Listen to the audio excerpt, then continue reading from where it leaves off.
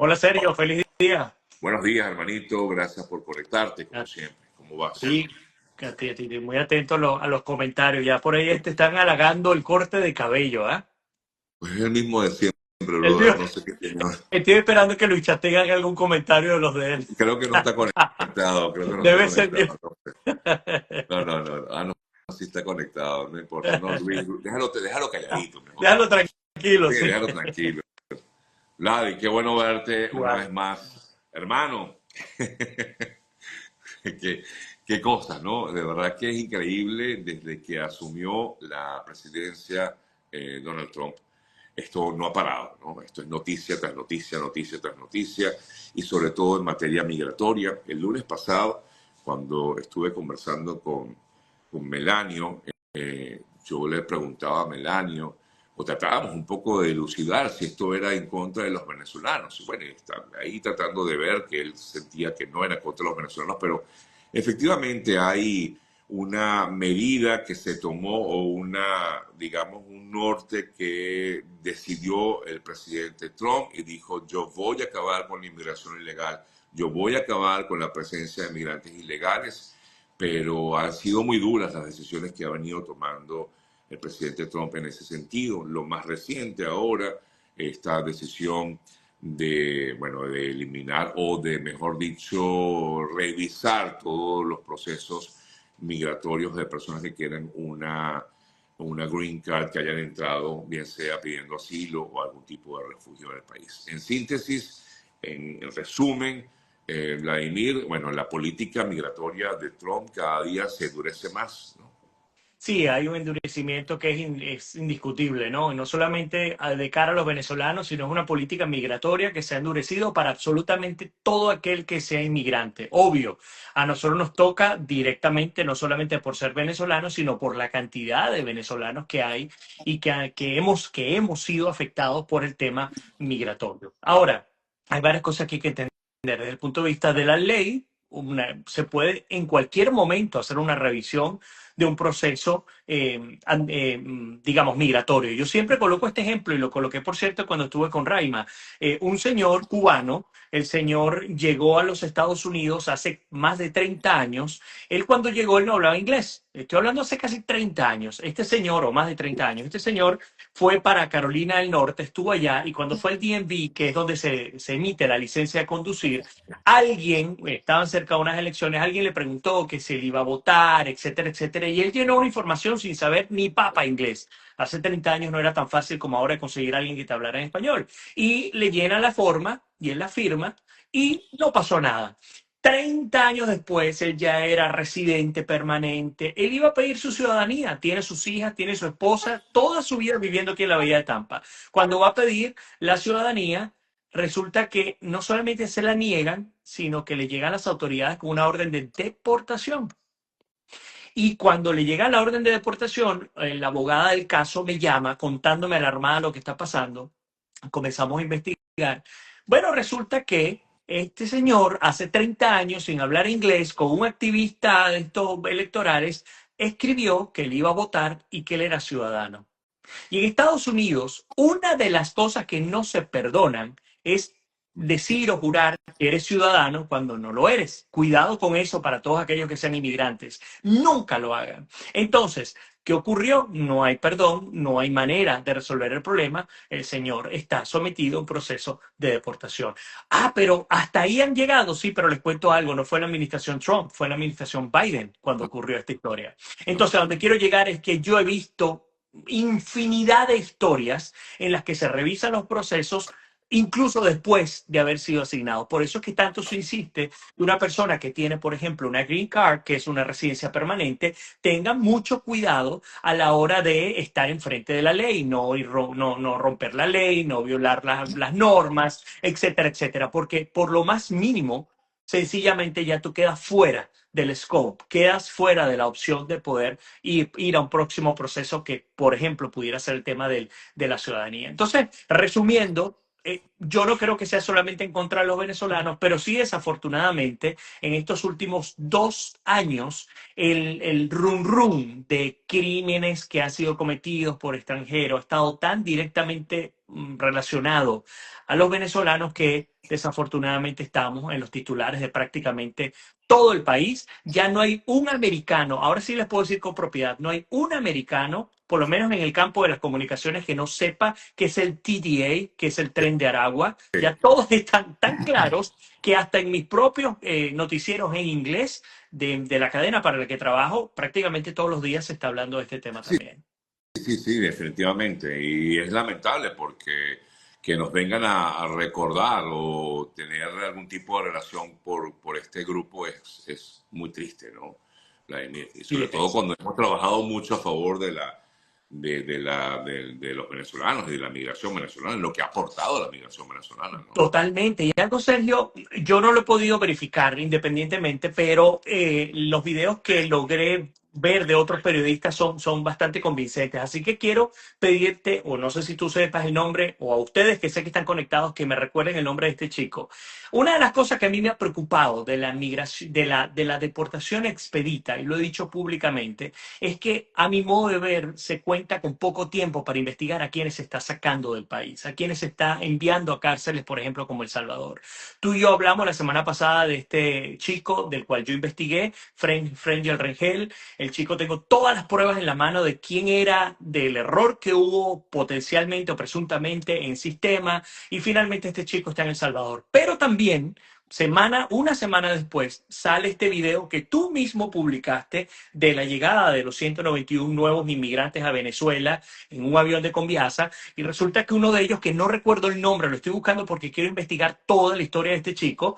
Resulta que este chico, que es el que sacan, justamente sacan dándole la mano a Cabello, llamándole patrón, etcétera, etcétera. Este chico es uno de los que cometió tantos crímenes en Nueva York, de los que estuvimos hablando la semana pasada. Y el chico está tranquilo, libre y sin ningún problema en Venezuela. Entonces, digamos que es irónico ver cómo, sí, en algunos casos, presuntamente podríamos estar hablando de algún tipo de injusticia para con algunos venezolanos que no tienen antecedentes penales y que están en cárceles como la de El Salvador. Y por otro lado, tenemos individuos como ese muchachito, que ese sí debería estar en el SECOT, porque además no solamente una, sino se calcula que hasta 3 veces estuvo detenido, una de ellas por violentar, por golpear a un oficial de policía en Nueva York, que les digo algo, si ese chico lo hubiese hecho aquí en Florida, ese chico tendría 20, si lo declaran culpable, tendría 20, 30 años de cárcel. Es Aquí no allí lo perdonan. donde uno encuentra incongruencias, Vladimir. Como este joven de nombre Darwin Esquiel, ya nos lo Gracias. informaron. Ok. Sí, es que estaba buscando un video de Melanio y Melanio nos acaba de comentar aquí. Gracias, Gracias, Melanio, por conectarte. Melanio, gracias. Eh, ¿Cómo estas incongruencias son insólitas? ¿Cómo es posible que esta persona, a quien se le comprobó que incluso golpeó a policías en Nueva York, sea enviado a Venezuela y no enviado a bien sea a El Salvador o a Guantánamo? O sea, esta persona puede no ser integrante del Tren del Agua, pero cometió delitos en Estados Unidos y graves. Bueno, es que lo más importante es si eres un delincuente. Si eres un delincuente y cometiste delito, sea o no el tren de Aragua, tienes que pagar la justicia, ¿no? E insisto, en Estados Unidos un policía no se toca. Eso al menos yo lo entendía desde que yo llegué a este país. A una autoridad de la ley no se toca. Y esto va directamente contra el Estado de Nueva York, que tanto se ha hablado que por ser un Estado santuario, ellos han sido muy laxos con la aplicación de la ley y han terminado premiando a estos individuos. Este muchacho aparentemente no solamente atacó a esta policía, sino que se mantenía en un refugio que pagaban los contribuyentes, tú, Sergio, yo y los que declaramos taxes, pagábamos para que esta gente estuviera allí. Además de estar allí, atacó a la policía, lo liberan en una semana, termina metido en un centro, una tienda por departamentos, y roba violentamente también, y además la cara de que a mí nadie me va a hacer nada, y pareciera que igual se salió con la suya. Bueno, Entonces, lo que tú estás de diciendo es hecho, ¿cómo se determinante. puede entender? Uh Disculpa que te -huh. interrumpa y te estás aquí, Vladimir. ¿Cómo se puede entender entonces que premien a una persona como este, le envíen a Venezuela y es recibido prácticamente como, bueno, bienvenido a tu patria, Darwin? Bueno, hay dos lecturas. La primera tiene que ver con Estados Unidos, la segunda con Venezuela. Con Claro, respecto a Estados Unidos, lo digo de esta manera. Yo lo que creo que las autoridades migratorias están desbordadas. No es el mismo desbordamiento que ocurrió en la frontera sur cuando pasaban miles de personas. Es decir, la frontera sur se logró controlar. Prácticamente el 100% de la frontera está controlado por las autoridades migratorias de CBP y de otros cuerpos migratorios. Por ese lado se resolvió el problema. Segundo lugar, se está resolviendo el problema de la cantidad de migrantes que se encuentran ilegalmente en Estados Unidos porque no solamente se están deportando, sino que están logrando cifras históricas de autodeportación. Personas que tienen décadas aquí están haciendo sus maletas y están saliendo, más allá de catalogar la decisión, eso es lo que está ocurriendo.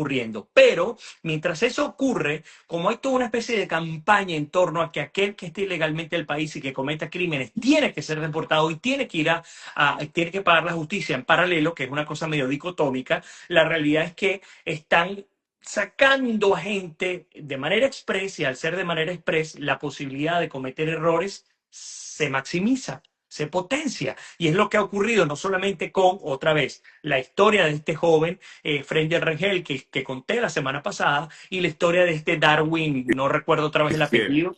Ezequiel, te voy a pedir luego que me Izquiel, envíes un Izquiel. mensaje. Darwin Ezequiel, Izquiel, no importa. bueno, Ajá. de este Darwin Esquiel que definitivamente está allá. Ahora, la primera lectura ya la dije, cuando hay deportación tan masiva y de manera express, hay mayor posibilidad para el error. Yo creo que es lo que ha ocurrido. No creo que sea un tema de política, enviar inocentes para un lado y culpables para otro. Ahora, Hablando de pero Estados Unidos. yo Ujú.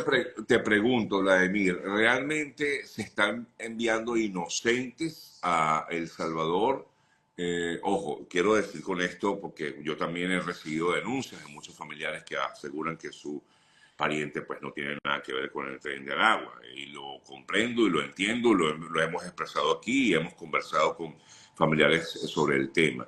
Pero ¿será que realmente el gobierno de Estados Unidos ha hecho una investigación? Porque ahora dicen acogerse a este principio o secreto de Estado para no informar acerca de las personas que han sido enviadas a El Salvador.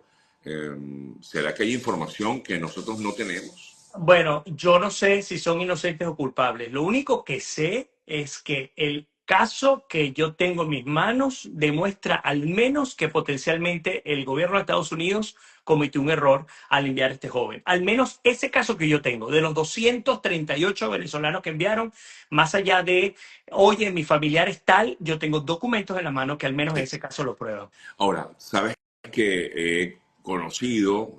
Esto no es información fidedigna, pero es información que sí me ha llegado, que al parecer algunas de estas personas, si bien es cierto, no tuvo ningún tipo de vinculación con el Tren del Agua, en algunos casos habrían colaborado o ayudado a estas personas sin quererlo, sin intención. Incluso sé de alguien que habría alojado en su residencia durante un tiempo a alguna de estas personas, y esto es lo que habría encendido las alarmas al gobierno de Estados Unidos para decir, mira, ayudaste a estos que sí forman parte de esto y por eso quizás lo vinculan con y lo envían a El Salvador. Y eso es un estupendo punto, porque de ser así, recordemos que ya todo aquel que ingresó ilegalmente al país ha cometido un crimen, un Claro. delito. Yo sé que suena muy duro, pero es la realidad. El cruzar la frontera hacia los Estados Unidos ilegalmente o por, no, por la vía no regular es un delito. Entonces, ya tienes de por sí un delito en tu contra. Ya con eso es suficiente para que el gobierno de Estados Unidos decida si tú te mantienes o no te mantienes aquí. Número uno. Número dos, lo que tú estás diciendo.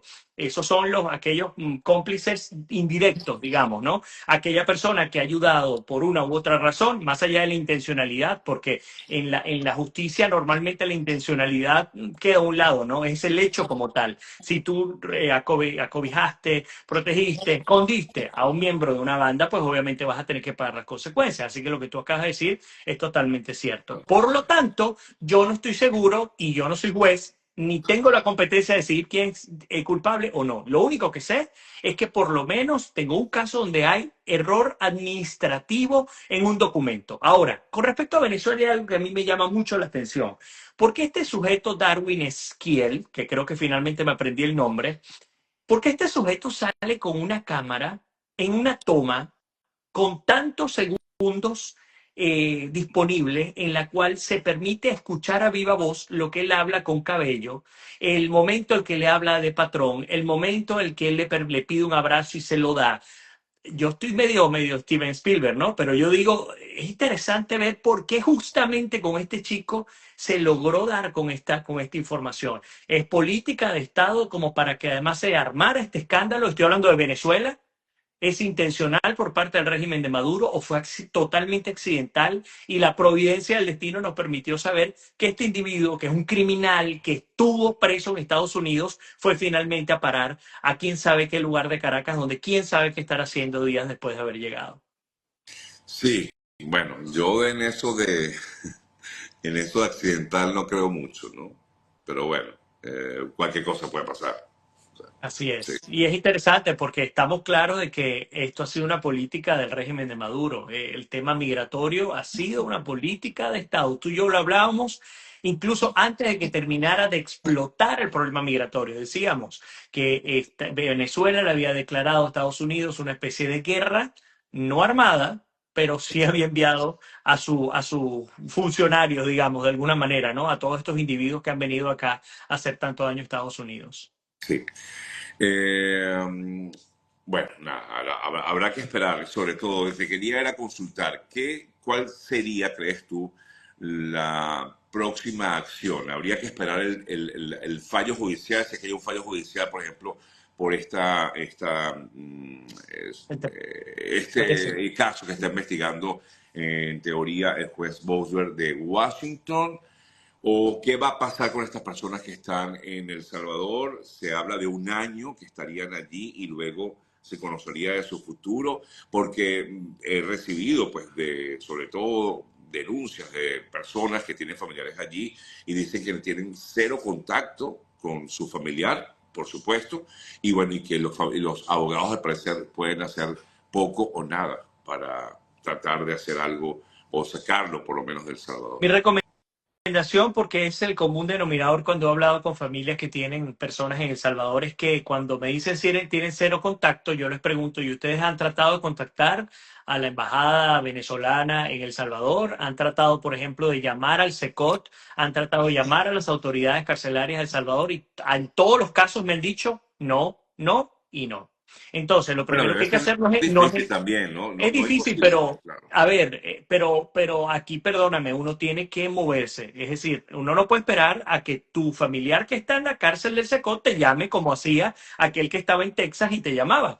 O sea, tienes que moverte. Y una de las cosas que hay que hacer, y es mi recomendación para esas personas, es que comiencen a llamar y a comunicarse con esas personas, porque hay muchos que están aquí en Estados Unidos y pueden levantar un teléfono y llamar a El Salvador sin ningún problema. Ese es el primer paso. Segundo paso es que ya hay organizaciones, inclusive en El Salvador, que están pidiendo que se dé información de cómo se va a llevar a cabo el proceso, porque es muy complejo lo que ha ocurrido y es inédito. Estamos hablando que hay sí, hay 238 venezolanos hasta el momento en este lugar, en un país donde no han cometido crímenes, pero fueron enviados por un país donde presuntamente cometieron crímenes, pero no fueron juzgados. Entonces, es muy difícil tú juzgar, aplicar justicia cuando ni siquiera ocurrió en tu país. Esto es novel, esto, y se permite para muchas cosas, ¿no? Comienza el peligro y el temor sobre el tema de los derechos humanos, etcétera, etcétera. Lo importante es el debido proceso. El problema es que no hay proceso para saber si es debido o no.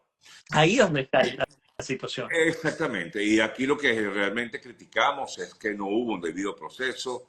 Mira, el gobierno tiene la potestad de enviar a quien quiera, a donde quiera, eso es decisión del gobierno, pero debió haber existido, que es lo que ha criticado justamente este juez Bosberg, un debido proceso, es decir, debió haberse investigado primero, debió haberse, por lo menos es lo que se plantea, haberse juzgado como tal y luego del juicio, pues tomar una decisión de deportarlos, amparados en este caso en la ley de enemigos Extranjeros, extranjeros. correcto. Pero eso es Eh, lo que iba a decir, Senio, porque también hay que entender, uno siempre tiene que estar de los dos lados y es muy difícil porque obviamente siempre vas a tener gente que está de uno y del otro y también viene digamos, la campaña, ¿no? También hay que entender que hay una ley que en efecto faculta al presidente de los Estados Unidos, lleve el nombre que lleve, a aplicarla, y justamente esa ley de enemigos extranjeros, y permite perfectamente que se deporte a estas personas. Número uno. Número dos, todas las personas que yo he visto que han deportado tienen un común denominador, tienen menos de 2 años en los Estados Unidos. Todo aquel que tenga menos de 2 años en los Estados Unidos es sujeto a ser sometido a una deportación express, una expedita, se le llama técnicamente una deportación expedita, con una justificación. Y basta con que haya sospechas o que haya elementos de convicción que determinen que la persona presuntamente forme parte de una banda criminal o haya cometido crímenes. Con eso, más tener menos de 2 años, inmediatamente tú calificas para deportación. Difícilmente creo que allá en El Salvador haya venezolanos que tengan más de 2 años. Y si los tienen, ya tenían órdenes de deportación o ya fueron condenados por algún tipo de delito. En todo caso, o sea, habrá que esperar a ver si, pues, el juez, yo creo que ahí en todo caso estaría, como quien dice, la opción, ¿no? Que haya una medida judicial, aunque el gobierno ha atacado mucho a este juez, por cierto, al juez Boswell ha sido atacado muy duramente por parte del gobierno de Estados Lo Unidos, ¿no? Lo bueno de la institucionalidad en Estados Unidos es que es lo suficientemente robusta como para soportar esos ataques. Fíjate que el propio presidente Trump ha dicho el juez federal Goldberg debería ser destituido, debería. No tiene ni siquiera el propio presidente de los Estados Unidos la potestad. Recordemos que los jueces federales son nombrados de manera vitalicia, y la única manera de sacarlos de su cargo es que ellos pasen por un proceso en el que se determine que han cometido fraude, etcétera, etcétera. Más allá de lo que ellos opinen y las decisiones que tomen, si tienen jurisprudencia, pues esa decisión es santa palabra. Se Ya. da, por supuesto, el proceso de apelación, pero es santa palabra. Por eso es que el juez Edward Chen, en el distrito norte de California, en San Francisco, que es el que está llevando una de las causas de TPS de venezolanos, él ha dicho, voy a revisar en esta semana si tengo jurisprudencia y les voy a pedir información adicional. Una vez que yo vea que sí la tengo, yo voy a tomar una decisión. Por eso es que se cuidan mucho los jueces para dar un dictamen de este tipo.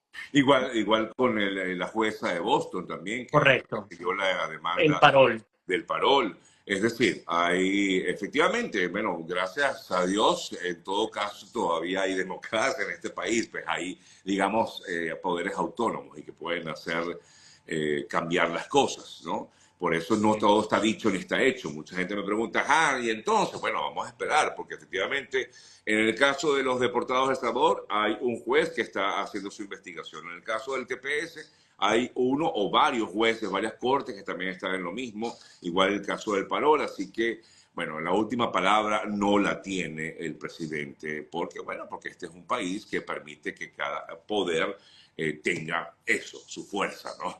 Como tal. Sí, pero también hay que entender, insisto, que hay que siempre poner las dos caras de la moneda. Hay que entender que la crisis migratoria llegó a un punto el que era insostenible. Y eso también yo lo tengo que destacar. Cuando ustedes van a las, creo que casi 50 páginas del texto que fue ayer finalmente publicado por el Registro Federal por parte del Departamento de Homeland Security, que elimina el parol, son elementos de convicción muy fuertes, con los cuales justifican la eliminación del parol. Pero a la vez de ser fuertes, son muy duros para nosotros, por ejemplo, insisto, nicaragüenses, cubanos, haitianos y venezolanos. No solamente somos los venezolanos. De hecho, para los que no lo saben, los venezolanos somos la segunda nacionalidad que ha recibido mayor cantidad de parol humanitarios. No somos la primera. Está Nicaragua, está Haití, y Cuba tiene 112.000, algo así, personas bajo el parol humanitario. Pero muy doloroso, porque, por ejemplo, conozco una familia donde el papá, mamá se trajeron finalmente a su hija de creo que 15, 16 años, logró llegar hace apenas un año acá a los Estados Unidos, y ahora la gran pregunta es qué van a hacer. El papá y la mamá tienen un proceso andando y habrá que ver si ella va a poder entrar en este proceso, pero sin duda alguna es muy, muy, muy fuerte. Y otra vez, cuando vamos a las justificaciones, uno se le cae la mandíbula cuando escucha o cuando lee lo que ellos dicen. Por ejemplo, las justificaciones que puso la administración Biden, que es media página completica, hablando de por qué el parol era conveniente para los intereses de Estados Unidos. la administración Trump la va desmontando punto por punto, como no se cumplió nada de lo que la administración Biden había dicho que lograría. Entonces, además dice que el paro humanitario siempre ha existido en los Estados Unidos, pero ha existido caso por caso, no ha sido estos paroles masivos como lo que hemos visto nosotros en este momento de la historia. Recordemos, por cierto, que la aplicación masiva del parol se dio con los venezolanos y luego se incorporó a los cubanos, a los nicaragüenses y a los haitianos. O sea, ha sido un trapito de agua tibia que han ido poniendo y poniendo y poniendo y poniendo y finalmente llegó hasta donde llegó. Bueno, aquí estoy leyendo algunos comentarios. La gente es increíble, Vladimir. La gente es increíble cómo se expresa, ¿no? Uno Sí. comenta algo y la gente lo toma por otro lado, o comete un error con alguna palabra y la gente pues se va por ese lado. Mire, yo creo que lo importante aquí en este caso como tal, en estos casos que hemos hablado con Vladimir, es que hay que ser empáticos un poco, ¿no? Siento yo. Tampoco podemos, digamos, darnos látigo constantemente. Así es. Nuestra intención, tanto la de Vladimir como la mía, siempre es proteger a nuestros compatriotas, pero siempre dentro de la ley. No podemos tampoco apoyar a aquel que vino a cometer algún tipo de delito en este país, bajo ¿Sabes ningún qué? concepto. Dime. Y te voy a atajar porque yo soy miope, ¿ok? Por eso es que no puedo leer muy bien los Mejor, mejor, comentarios. Pero mejor, mejor, mejor. Pero y les digo a todos ustedes lo siguiente, me hace recordar una persona que veía hace unos 2 meses cuando comenzó todo este tema con la migración. Yo no vivo en Miami, pero decía esa persona, oye, ¿por qué ahora nadie te pita, te toca una bocina, se come una luz, se te mete por el hombrillo, te pega gritos? ¿Por qué ya nadie te amenaza? Decía, ¿por qué esto no lo pudimos hacer desde el principio? Ahora lo estamos haciendo porque nos sentimos amenazados desde el punto de vista migratorio. Y es la realidad. Nosotros estamos viviendo la consecuencia, y escúchalo bien, y aquí sí voy a echar a más de un enemigo. Agárrense, porque serio, probablemente ya no me invites más. No, Checo. Escuchen esto. Muy buena parte de lo que está pasando hoy en día en los Estados Unidos es culpa exclusiva de los inmigrantes. Culpa exclusiva de los inmigrantes. Perdónenme lo que les voy a decir. Y otra cosa que voy a decir, que lo he dicho en privado y también en público pocas veces, pero hoy lo voy a decir con mucho énfasis. El problema de la migración no es solo de los venezolanos. Hemos sido muy egoístas al pensar solamente en nosotros cuando hay inmigrantes que no tienen documentos, que han pasado 30 años viviendo en este país, no han roto un plato, no los han escuchado pidiéndole nada a absolutamente nadie y están montados de un avión para ser deportados el día de hoy por culpa de todo lo que ocurrió, desgraciadamente por una política que nació en Miraflores, en el oeste de Caracas. Porque de allí salió todo lo que está pasando. Hoy en día, mexicanos, centroamericanos, suramericanos, de cualquier nacionalidad, están siendo deportados a raíz de una estrategia que funcionó muy bien. Es inevitable ocultar lo que pasó en Colorado, es inevitable ocultar lo que pasó en Nueva York, es inevitable ocultar lo que pasó en Georgia.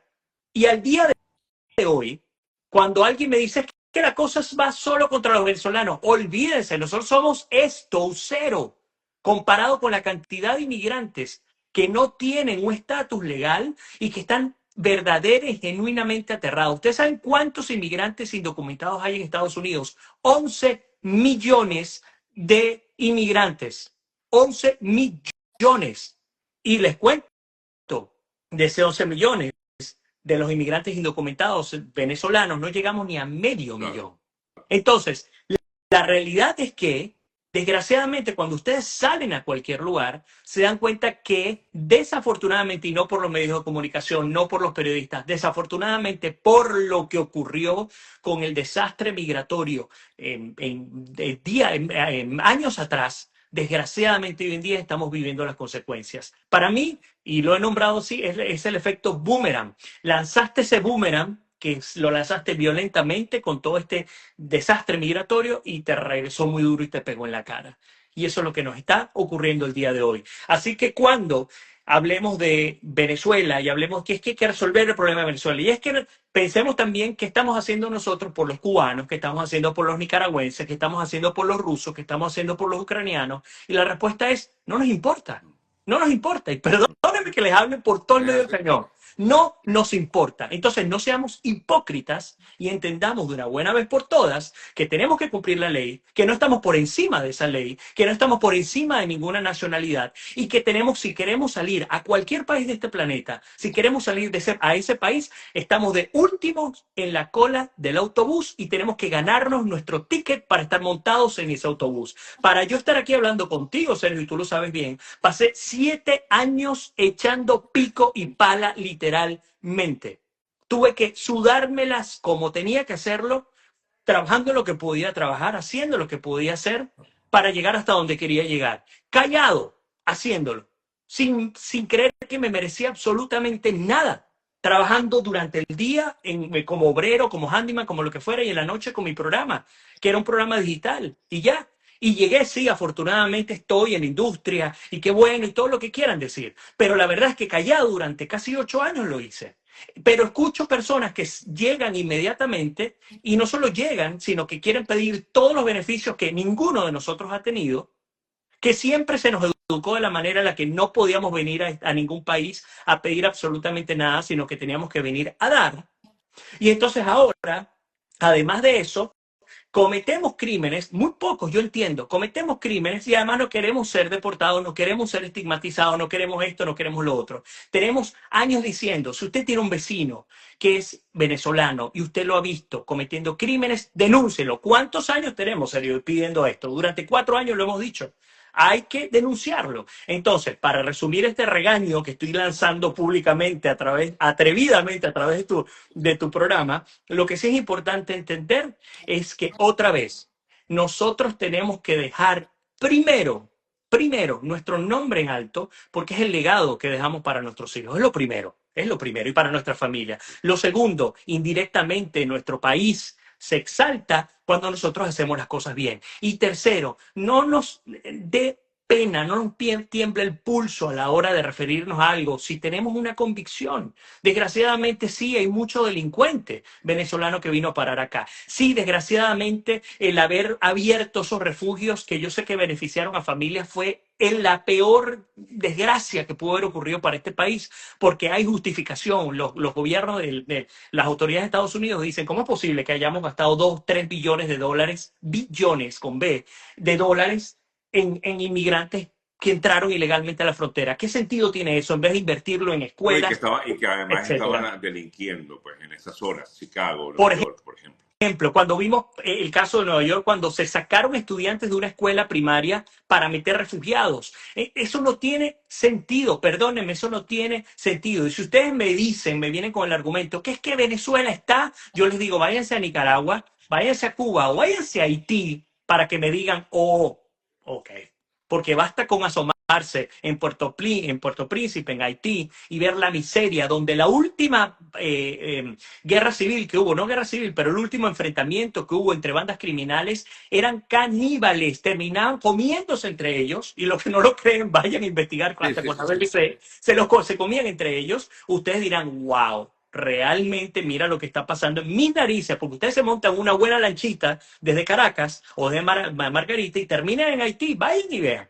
Perdónenme que les hable No, es así. verdad. Es hora de entender nuestra posición en el mundo. Somos seres humanos Tienes toda la iguales. razón, tienes toda la razón. Al final nadie nos tiene, no nos debe nada, nadie, o sea, nosotros tenemos que ganar las cosas. Y efectivamente muchos vinieron a este país buscando, sí, un sueño o tratando de lograr una mayor estabilidad, pero con sus acciones, pues sencillamente lo que hicieron fue cometer graves errores y bueno, muchos de ellos cometieron delitos y hoy en día están pagando por esos Y, delitos. y perdóname que te voy a robar 2 minutos más, please. Vale. Y esto va a ser muy bueno. Siempre saco mi cartilla y es un chico que quiero muchísimo, como a ti, Sergio, se llama Tony Selvallo. Este muchachito, que yo siempre he hecho el cuento de él y lo he echado aquí en tu historia, digo un muchachito, él es casi contemporáneo conmigo, un chico bastante joven que vino desde Venezuela, no tenía recursos, el chico comenzó a trabajar fuertemente en un lugar donde había ¿cómo se llama esto? Una chivera. agarra a sacar carros, vehículos, etcétera. Después se mete en un lugar de reciclaje y él descubre, se da cuenta que el 80% del desecho, lo más contaminante, viene de las computadoras. Y descubre que en este país las computadoras las botan, pero Las en perfecto estado. nuevas. Y él llega y dice, oye, yo tengo que hacer algo con esto, ¿qué puedo inventarme? Y el chico se inventa comienza a sacar las partes para ver cómo puede armar computadoras. Una cosa totalmente, a ver, manual, ¿no? Sin pensarla. Y él comenzó a crear un sistema que hoy en día lo convirtió en lo que se llama Smart Recycling y ojalá que él esté conectado y que algún día tú lo entrevistes porque es un lujazo de persona. Como montó Smart Recycling, este chico que tiene menos de 30 años, acá en la Bahía de Tampa, y resulta que ha sido premiado por todas las autoridades de la Bahía de Tampa, republicanas y demócratas, lo han financiado. La primera vez que lo entrevisté, ya su empresa valía más de $1 millón. La segunda vez que lo entrevisté, ya le enviaba computadoras a por lo menos 6 países en el mundo, incluyendo Venezuela y Nigeria, gratuitamente para los chicos que no tienen acceso a la tecnología. Y la tercera vez que lo entrevisté, descubrí algo fascinante. Él me dice, Vladimir, no hace falta ir a Nigeria para darse cuenta que hay niños que no tienen acceso a la Claro. tecnología. Aquí mismo en Estados Unidos, en Tampa, hay comunidades muy pobres que no tienen acceso a la tecnología. Un venezolano entregando computadoras a niños pobres en Estados Unidos. ¿Y ustedes saben de dónde viene? Viene de Aragua y no es del tren. Mm. Para que veamos que hay gente que está dejando Ah, muy en claro. alto nuestro nombre y quiero cerrar de esa manera porque así como salió el regaño, también sale el premio para quien lo está haciendo Así bien. es. Y que somos mayoría, aunque no se vea, Así es. justamente. Muchas gracias, Vladi. Seguimos en contacto. Sergio, Vladimir a con ti. nosotros todos los miércoles, aquí en nuestro espacio. Un fuerte abrazo, Otro para Vladimir. ti. Gracias. Y feliz día, que Dios me lo bendiga. Amén. Nos vemos. Gracias. Bye.